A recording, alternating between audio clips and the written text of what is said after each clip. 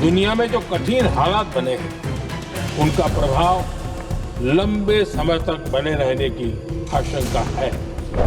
हमें तैयार रहना होगा, हमें एकजुट रहना होगा। हम कोरोना के समय भी एकजुटता से ऐसी चुनौतियों का सामना कर चुके हैं। अब हमें फिर से उसी तरह तैयार रहने की आवश्यकता है। कच्चे तेल और गैस की हमारी जरूरतों का एक बड़ा हिस्सा यही क्षेत्र पूरा करता है।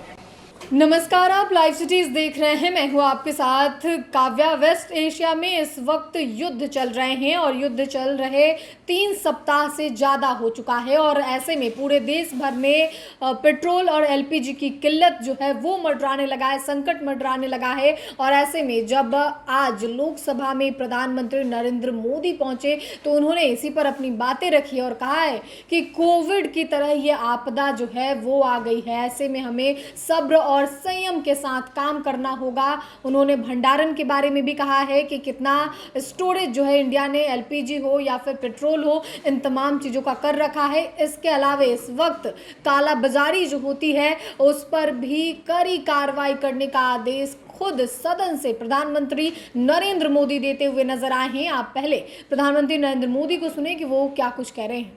मैं सम्मानित सदन में पश्चिम एशिया में चल रहे संघर्ष और इसकी वजह से भारत के सामने आई चुनौतियों पर बात रखने के लिए उपस्थित हुआ हूं।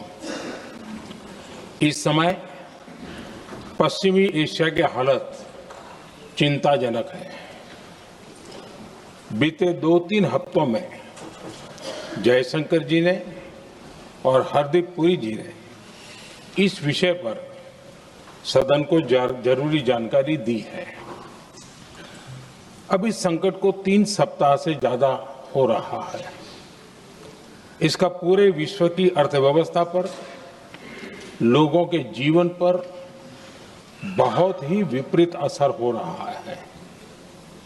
इसलिए पूरी दुनिया इस संकट के जल्द से जल्द समाधान के लिए सभी पक्षों से आग्रह भी कर रही है। अध्यक्ष महोदय, भारत के सामने भी इस युद्ध ने अप्रत्याशित चुनौतियां खड़ी कर दी हैं। ये चुनौतियां आर्थिक भी हैं, नेशनल सिक्योरिटी से जुड़ी भी हैं और मानवीय भी हैं। युद्धरत और युद्ध से प्रभावित देशों के साथ भारत के व्यापक व्यापारिक रिश्ते हैं। जिस क्षेत्र में युद्ध हो रहा है वो दुनिया के दूसरे देशों के साथ हमारे व्यापार का भी एक महत्वपूर्ण रास्ता है। विशेष रूप से कच्चे तेल और गैस की हमारी जरूरतों का एक बड़ा हिस्सा यही क्षेत्र पूरा करता है। हमारे लिए ये रीजन एक और कारण से भी अहम है।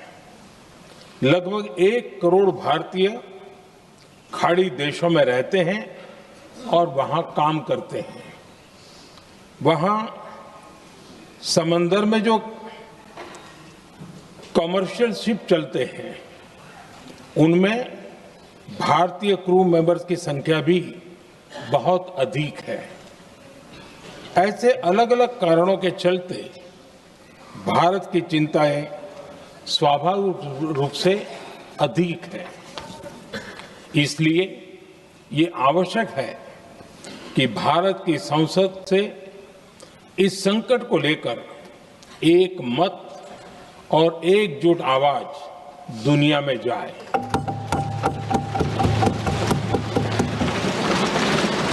अध्यक्ष जी,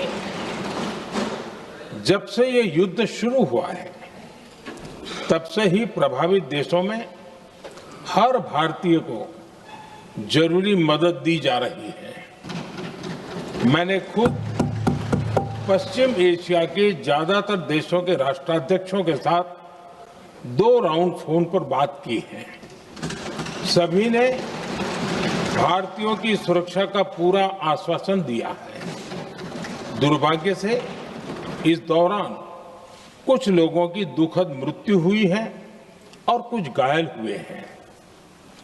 ऐसे मुश्किल हालात में परिवारजनों को आवश्यक मदद दी जा रही है। जो घायल है उनका बेहतर इलाज सुनिश्चित कराया जा रहा है।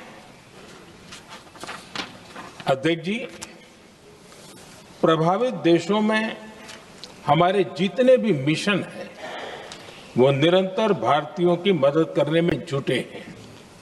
वहां काम करने वाले भारतीय हो या फिर जो टूरिस्ट वहां गए हैं, सभी को हर संभव मदद दी जा रही है। हमारे मिशन नियमित रूप से एडवाइजरी जारी कर रहे हैं। यहां भारत में और अन्य प्रभावित देशों में 24/7 कंट्रोल रूम और आपातकालीन हेल्पलाइन स्थापित की गई है।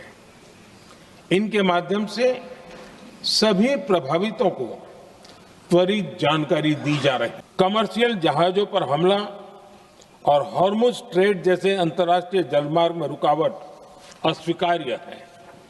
भारत डिप्लोमेसी के जरिए युद्ध के इस माहौल में भी भारतीय जहाजों के सुरक्षित आवागमन के लिए निरंतर प्रयास कर रहा है। अध्यक्ष महोदय, भारत हमेशा से ही मानवता के हित में और शांति के पक्ष में अपनी आवाज उठाता रहा है। मैं फिर कहूंगा कि बातचीत और कूटनीति ही इस समस्या का समाधान है। हमारे हर प्रयास तनाव को कम करने, इस संघर्ष को समाप्त करने के लिए है। इस युद्ध में किसी के भी जीवन पर संकट मानवता के हित में नहीं है।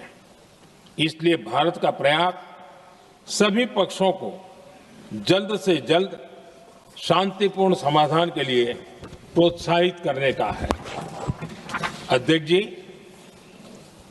जब ऐसे संकट आते हैं तो कुछ तत्व इसका गलत फायदा उठाने की कोशिश भी करते हैं। इसलिए कानून व्यवस्था सुनिश्चित करने वाली सभी एजेंसियों को अलर्ट पर रखा गया है। कोस्टल सिक्योरिटी हो, बॉर्डर सिक्योरिटी हो, साइबर सिक्योरिटी हो, स्ट्रेटेजिक इंस्टॉलेशंस हो, सबकी सुरक्षा को और मजबूत किया जा रहा है। अध्यक्ष जी, इस युद्ध के कारण दुनिया में जो कठिन हालात बने हैं, उनका प्रभाव लंबे समय तक बने रहने की आशंका है।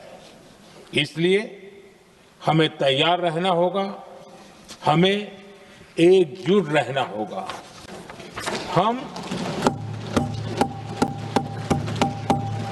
हम कोरोना के समय भी एकजुटता से ऐसी चुनौतियों का सामना कर चुके हैं। अब हमें फिर से उसी तरह तैयार रहने की आवश्यकता है। धीरज के साथ, संयम के साथ, शांत मन से हमें हर चुनौती का मुकाबला करना है और यही हमारी पहचान है, यही हमारी ताकत है। और हां, हमें बहुत सावधान और सतर्क भी रहना है। हालात का फायदा उठाने वाले झूठ फैलाने का प्रयास करेंगे। ऐसे लोगों की कोशिशों को सफल नहीं होने देना है। मैं देश की सभी राज्य सरकारों से भी इस सदन के माध्यम से आग्रह करूंगा, ऐसे समय में कालाबाजारी करने वाले, जमाखोरी करने वाले एक्टिव हो जाते हैं। इसके लिए कड़ी मॉनिटरिंग जरूरी है। जहां से भी ऐसी शिकायतें आती हैं, वहां त्वरित कार्रवाई होनी चाहिए। देश की हर सरकार और देश का हर नागरिक जब मिलकर चलेंगे तो हम हर चुनौती को चुनौती दे सकते हैं। इसी आग्रह के साथ मैं अपना वक्तव्य समाप्त करता हूं। तो आपने प्रधानमंत्री नरेंद्र मोदी को सुना। लोकसभा से जब वो देश को संबोधित कर रहे थे, तमाम सदस्यों से उन्होंने कहा है कि ये वक्त है एक साथ होकर चुनौती को चुनौती देने का वक्त है। कितनी भी बड़ी चुनौती हो, अगर हम एकता के साथ, एकजुटता के साथ खड़े हैं तो हम चुनौती को चुनौती दे सकते हैं। साथ ही उन्होंने अपील किया है कि ये वक्त सब्र और संयम का है। जितना ही हम सब्र और संयम के साथ रहेंगे, इस जो किल्लत आन पड़ी है, जो संकट आन पड़ा है, उससे निकल पाएंगे। कोविड-19 का दौर प्रधानमंत्री ने सदन में याद कराया है लोगों को और कहा है कि इस वक्त काला बाजारी जो है वो एक्टिव हो जाती है, जमाखोरी एक्टिव हो जाती है, उससे भी हमें निपटना है। साथ ही सिक्योरिटी को लेकर भी उन्होंने बातें कही है, चाहे वो साइबर सिक्योरिटी हो, डिफेंस सिक्योरिटी हो, इन तमाम चीज़ों का बात प्रधानमंत्री नरेंद्र मोदी ने कहा है और कहा है कि ये संकट का समय आ गया है, कोविड की तरह हमें निपटना होगा। फिलहाल के लिए इतना ही। साथ ही चैनल को सब्सक्राइब करें, फेसबुक पेज को लाइक करें। वीडियो देखने के लिए आपका धन्यवाद।